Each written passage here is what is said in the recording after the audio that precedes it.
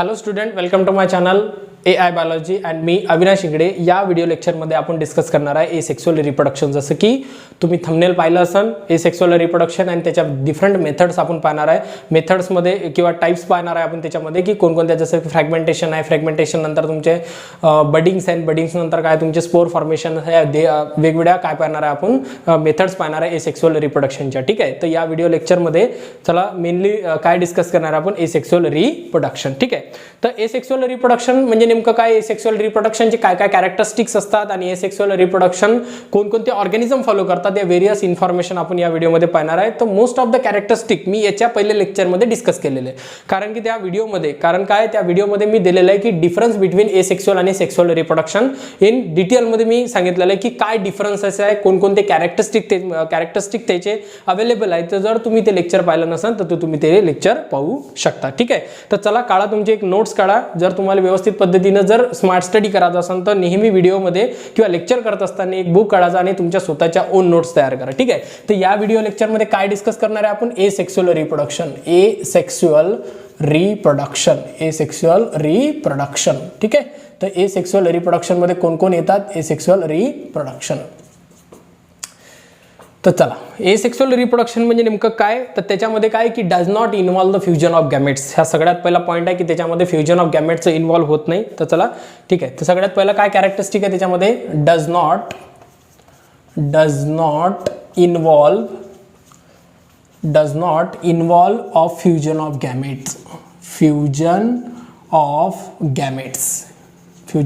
Gametes. ठीक आहे, तर बेसिकली काय आहे की एसेक्सुअल रिप्रोडक्शन म्हणजे नेमकं काय, ज्याच्यामध्ये फ्युजन ऑफ गॅमेट्स होणार नाही. बेसिकली काय की याच्यामध्ये गॅमेट्सच बनत नाही. का गॅमेट्स बनत नाही, कारण की हे काय राहतात, युनिपॅरेंटल राहतात. का राहतात, युनिपॅरेंटल. ठीक आहे, एक मिनिट, एक राहतात तुमचे युनिपॅरेंटल.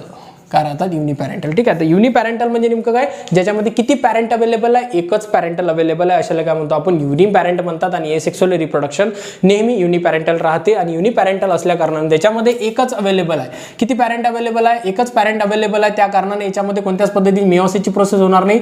जशीच्या तसा DNA, जसाच्या तसा क्रोमोझोम त्याच्यामधून एका जनरेशन पासून दुसऱ्या जनरेशन पर्यंत ट्रान्सफर केला जाईल. त्याचं विथ एक्झाम्पल पाहू आपण, जेणेकरून तुम्हाला क्लिअरिफिकेशन येईल. ठीक आहे, तर त्याच्यामध्ये गॅमेटचं फ्यूज होत नाही, गॅमेट्सच बनत नाही, तर गॅमेटचं फ्यूज होणार नाही. ठीक आहे, तर जो सेकंड पॉइंट आहे तो आहे तुमचा जेनेटिकल और मॉर्फोलॉजिकल आयडेंटिकल. ठीक आहे, काय दिलेलं आहे, जेनेटिकल और मॉर्फोलॉजिकल आयडेंटिकल. ठीक आहे, जेनेटिकल और मॉर्फोलॉजिकल आयडेंटिकल प्रोजेनी. ठीक आहे, प्रोजेनी, जेनेटिकल और काय म्हटलेलं, जेनेटिकल और मॉर्फोलॉजिकल आयडेंटिकल प्रोजेनी. म्हणजे बेसिकली काय की जेनेटिकल पण आहे आणि मॉर्फोलॉजिकल पण आहे, जसंच्या तसं दिसणे. एक एक्झाम्पल किंवा आपण रोजचं एक्झाम्पल आहे, जसं की एक प्लांट आहे. ठीक आहे, हे प्लांट आहे, या प्लांटमध्ये काय दिलेलं आहे तुम्हाला की लीफ दिलेले आहेत. काय दिलेलं आहे, लीफ. ठीक आहे, तर हे जे लीफ्स आहेत, ठीक आहे, कशाचं स्ट्रक्चर काढलेलं आहे मी तुम्हाला, प्लांटचं स्ट्रक्चर काढलेलं आहे. मग हे कोणतं प्लांट आहे, रोजचं प्लांट आहे. रोज म्हणजे काय, जसं की आपल्या घरामध्ये आपण जे गुलाबाचं झाड लावतो ना, तर ते गुलाबाच्या झाडाचं प्लांट आहे. आणि गुलाबाच्या झाडाच्या पानाची फांदी आपण तोडून टाकली आणि फांदी तोडल्यानंतर काय होईल की नवीन एक फांदी, जसं म्हणू शकतो की एक पार्ट तोडला आपण, व्हेजिटेटिव्ह पार्ट.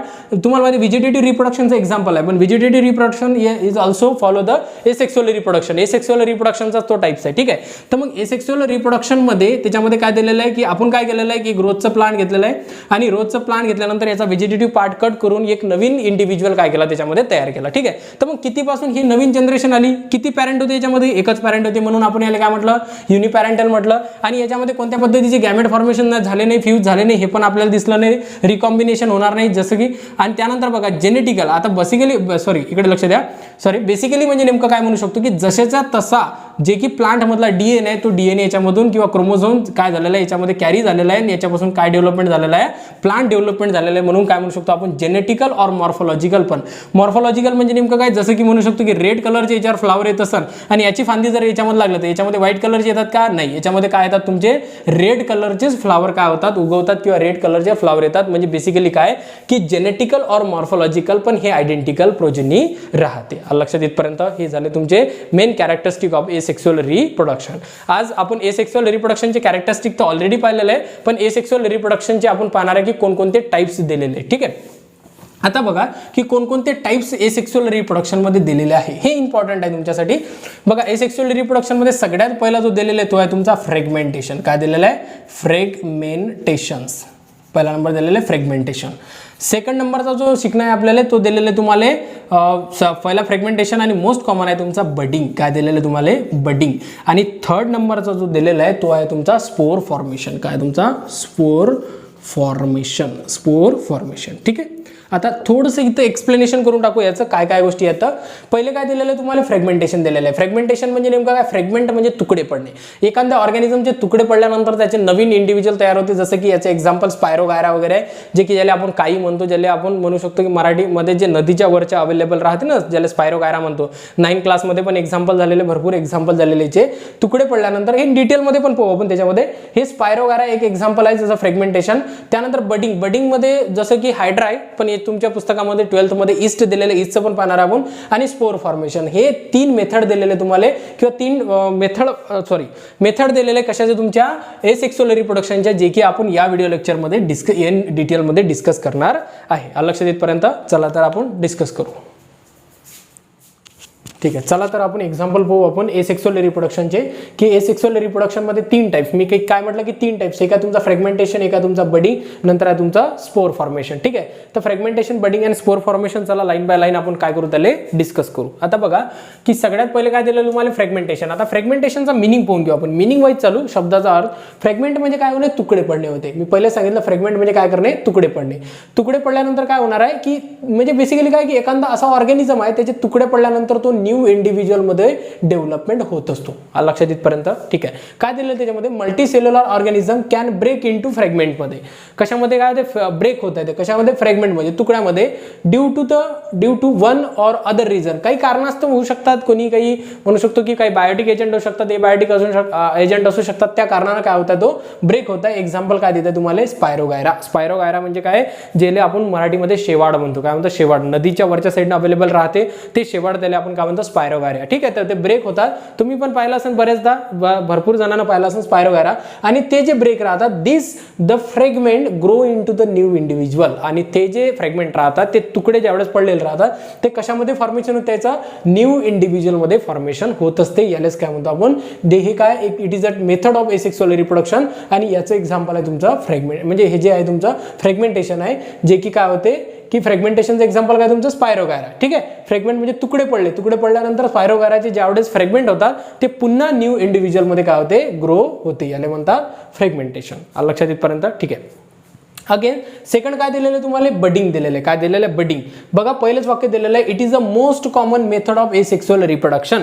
एसेक्सुअल रिप्रोडक्शन मध्ये सगळ्यात जे कॉमन मेथड आहे ते आहे बडिंग. म्हणजे मोस्ट ऑफ द ॲनिमल काय करतात? बडिंगले फॉलो करतात एसेक्सुअल मध्ये. ठीक आहे. तर काय म्हटलं की इन युनिसेल्युलर ईस्ट. ईस्टचं एक्झाम्पल दिले तुम्हाला. काय दिलेलं? ईस्टचं एक्झाम्पल. तुमच्या पुस्तकामध्ये अशा पद्धतीची डायग्राम आहे. ते डायग्राम व्यवस्थित ऑब्झर्व करा आणि ऑब्झर्व केल्यानंतर तुम्हाला लक्षात येईल की काय तुमचं ईस्ट आहे. ठीक आहे. तर हे काय झाले? तुमचे बर्ड झाले. हे काय झाले? तुमचे बर्ड. बघा ईस्टचं एक्झाम्पल दिलेलं आहे. It is the most common method. काय म्हटलं? It is the most common method of asexual reproduction in unicellular yeast in the favourable condition मध्ये. कोणत्या कंडिशन मध्ये? फेवरेबल कंडिशन मध्ये. Favourable condition by producing the one or more काय development करतात? ते out growth development करतात. बघा हे दिसते तुम्हाला. हे काय तुमचे आउट ग्रोथ दिसत आहे तुम्हाला. काय दिसत आहे? Out growth. ज्याला आपण काय म्हणतो? बर्ड असे म्हणतात. काय म्हणतात? बर्ड. आउट ग्रोथलेस काय म्हणतात? बर्ड. ठीक आहे. मग काय म्हटलं की this bird on separation development into the new individual. आणि ते बर्ड्स काय होतात? ते काही दिवसानंतर सेपरेट होतात आणि सेपरेट झाल्यानंतर आपले नवीन इंडिव्हिज्युअल काय करतात? ते डेव्हलपमेंट करतात. म्हणजे नवीन ऑर्गॅनिझम काय करतात? डेव्हलपमेंट करतात. याच मेथडला आपण काय म्हणतो? बडिंग असे म्हणतात. काय म्हणतात? बडिंग. आलं का लक्षात इथपर्यंत? ठीक आहे. आता बघा की थर्ड दिलेलं तुम्हाला स्पोर फॉर्मेशन. काय दिलेलं आहे? Spore formation. इन काय म्हणता? ठीक आहे. तर इकडे लक्ष द्या की थर्ड दिलं तुम्हाला.